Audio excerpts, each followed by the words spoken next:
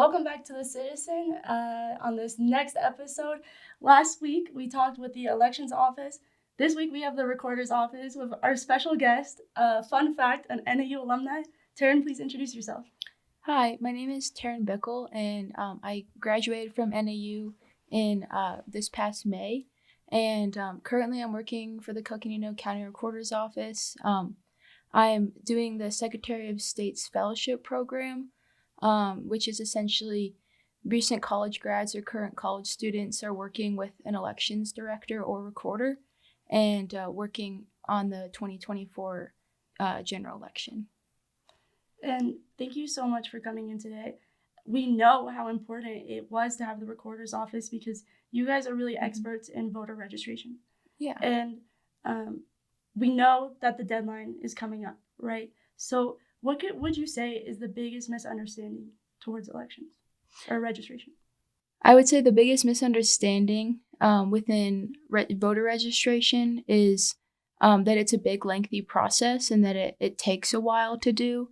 Which in some cases it can, but I feel that at least in Coconino County, our recorder's office makes the process easier.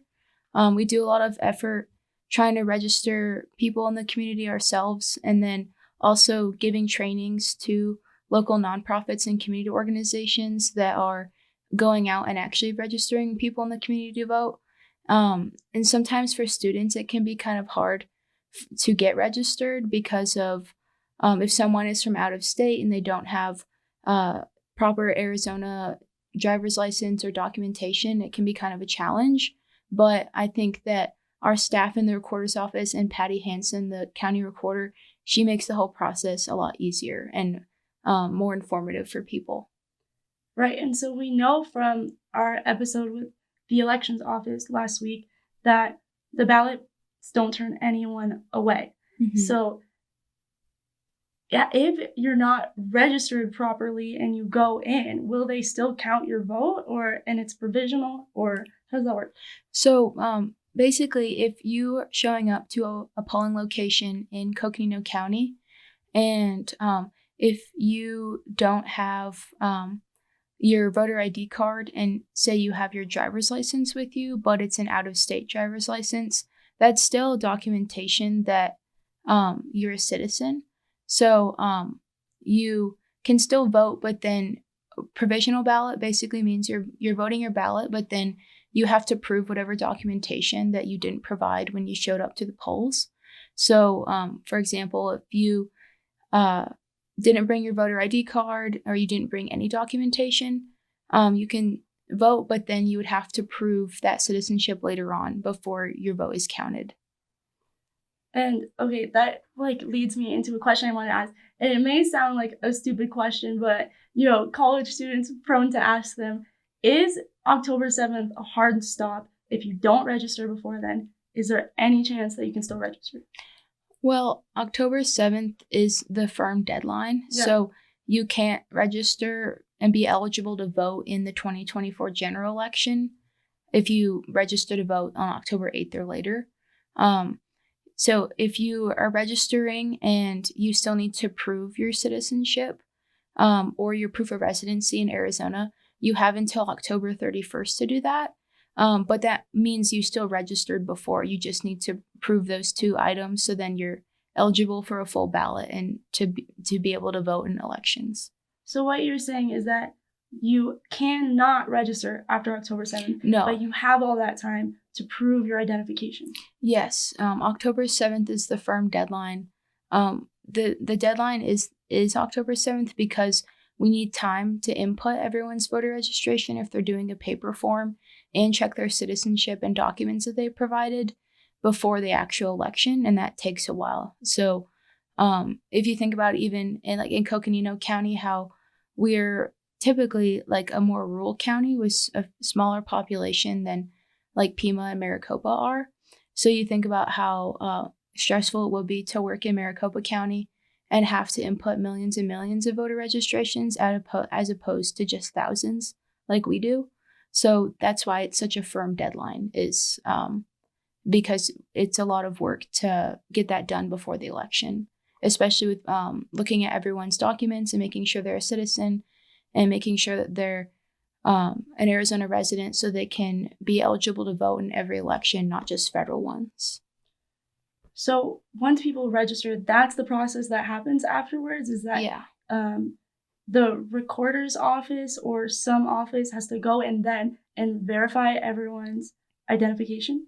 Yes. So when you register to vote, you have to be a full ballot voter as opposed to a federal only voter. You have to show your proof of residency in Arizona in addition to your proof of citizenship. So there are a couple ways for someone who's registering to do that. If they're filling out a state voter registration form and they put Arizona driver's license number or state ID or even a learner's permit on the form, then that is proof of residency and also citizenship. So then they will be eligible to vote in federal elections and also statewide. So for president and Congress, but then also for county officials and then for the state legislature and like the city council and stuff.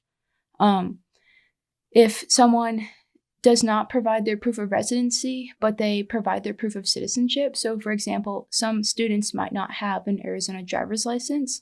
They might be from California or some other state, and that's where they're licensed. If they provide other documents such as a birth certificate or passport, that can prove their citizenship. And then they can also provide documents in addition to those citizenship documents that would prove their residency. So a copy of a utility bill, a bank statement, or like a car insurance that shows their legal name and then where their Arizona address is. And the reason why it's important for people to write down their residential address on their voter registration is that determines what precinct that you'll be voting in. And it determines what ballot you'll get when you go to vote at the polls or if you choose to do a mail ballot. Because someone who lives in Flagstaff obviously is voting for different things on a local level than someone in Prescott is. So that's why that residential address and registering where you actually live is really important. So then you can vote on things that affect you. And that is a really important topic, to register where you live or to register where you're from. Mm-hmm. But say that you have a person who says, I'm knowledgeable about home. I want to vote there. Mm-hmm. I'm a Californian personally. Okay, I'm registered here. But I feel like you can't walk around the school and throw a stick 10 yards, wherever the saying goes, and not hit someone from out of state. So if I was in that scenario, which I am, can you walk me through the process of how I can vote at home? So if you live here, you're a student, but you want to be registered in California, how that would work. So you would, first of all, you would not fill any Arizona voter registration forms. You would work with the county recorder elections in California to register to vote using the residential address that you have in California. So like wherever you lived previously, or like if you're using your parents' address, you would put that down on your voter registration. And then you would go through the process of registering to vote in California. Because also every state has different voter registration guidelines. Every state conducts elections differently. Someone who lives in New York is going to register vastly different than someone who's registering in Arizona, because there are just different criteria and laws for being able to vote in certain states over others. Like, for example, in Arizona, felons are not allowed to vote, but in other states, which I think New York is one of them. I'm not completely sure about that one, but some other states, felons are allowed to vote, and that's just based off of state law. So if you wanted to register in California, you would work with whatever office there to register. And if you're going to be in California on election day in whatever county in that state you're registered to vote in, you could go ahead and cast your ballot in person. But I encourage students who want to keep their registration from where they're from to request an early ballot or a vote by mail from whatever state that they're registered in, because you can't go to a poll in Arizona and vote a California ballot. You can't even go to a poll in Coconino County if you're registered in Maricopa, because you're not eligible to vote in elections in Coconino if you're registered in Maricopa. So having students who want to be registered in a different state to request a mail ballot from whatever state they're registered in would be the best decision or best way to go, make it easiest for the voter. And I will say that I did just get registered in this county on Tuesday, and I felt like it was a pretty easy process. Yeah. I mean, a little intimidating at first. I think like government websites or whatever is always, a little intimidating, but it's pretty easy. I went to the website Arizona Services or ServiceArizona.com. Yeah. Okay. And I just went on. Can you talk through that process too? Yeah. So ServiceArizona.com is the website through the MVD. Yep. So essentially all the things that you would be filling out on a paper form, you would just be doing online. And then it's just essentially the same as a paper copy, but in a virtual sense. And then there is a voter information portal, which is my.arizona.vote. So on that portal, you could check the status of your registration. You could request a mail ballot. You could see what polling location is nearest to where you're registered as.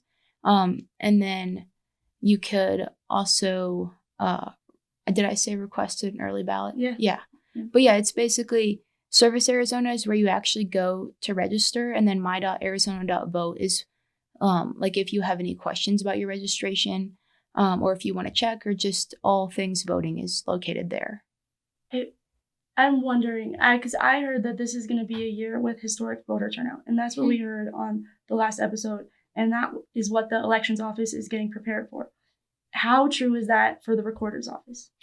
Well, we have seen higher voter registration as the years have gone on. So for example, in January of 2022, we had about 93,000 voters in Coconino County, which is the absolute highest number of eligible voters we've had. And then right now, we have an estimated about 88,000 registered voters, which we expect to possibly get really close to that 93,000 record high number, or even surpass that number.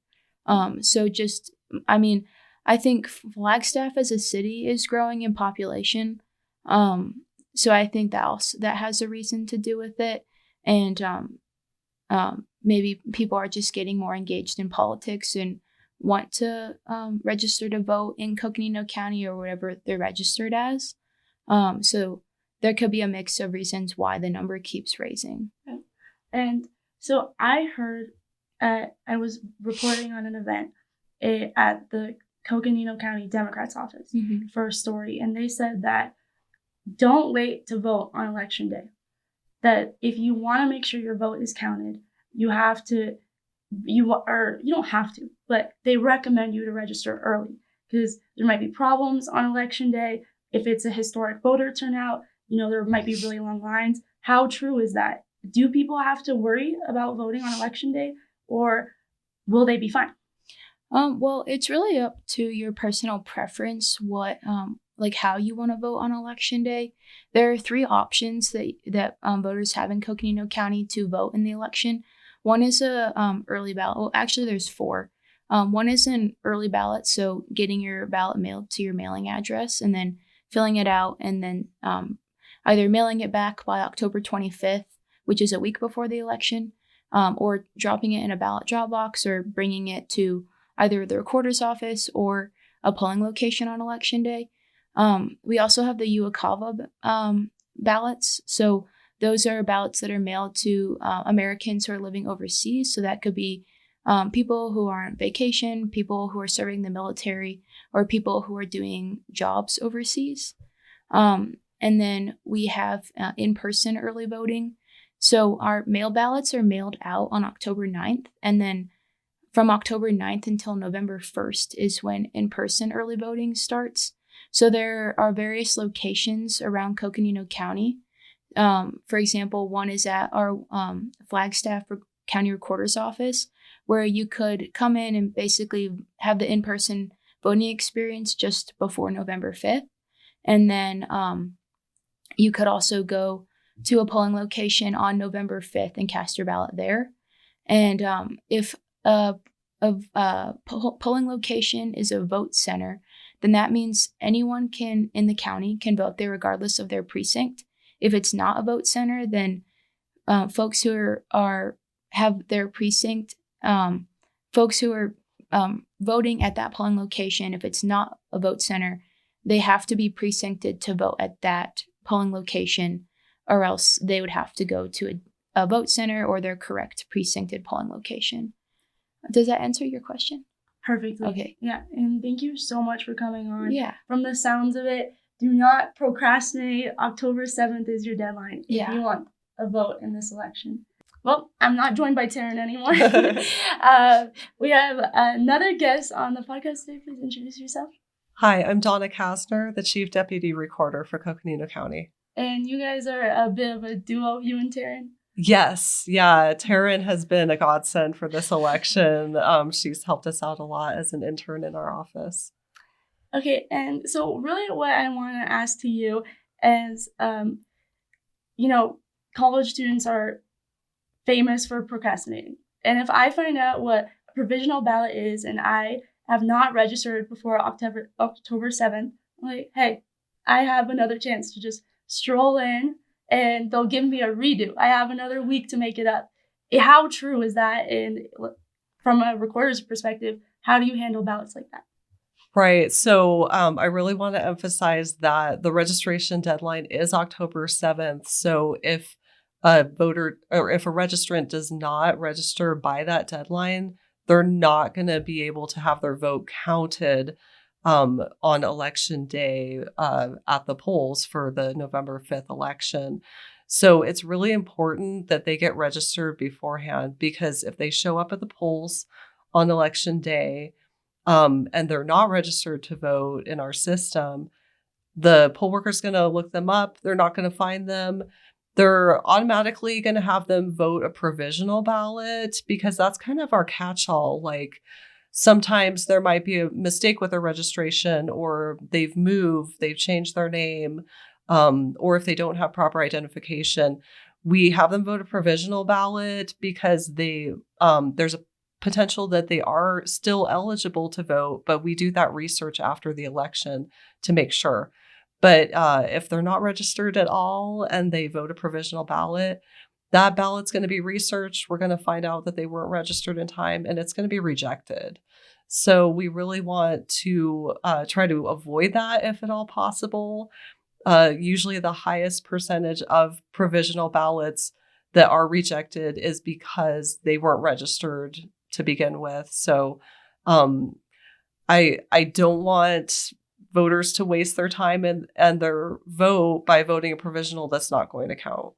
Right. So if you are registered and you don't have ID, you can do a provisional ballot and you can prove your ID in the next week. But it sounds like what you're telling me is that if you're not recorded, there's no use in a provisional ballot. Right. Exactly. So if you are registered to vote in time, but you just don't have the proper ID on election day, that's when you can actually cure that after the election, or you can bring back proper ID on election day. But you do have 5 calendar days to show the recorder's office proper ID for that vote to count. If not, then it still will be rejected if you don't have proper ID. Now, that's actually different than your ID address not matching. So there's different, if you don't have ID at all, insufficient ID, that's when it might not count at all. So sorry, if you're, I know it's confusing. I think a lot of this is confusing, and that's really why we're getting information out and why we want to have you guys on our podcast.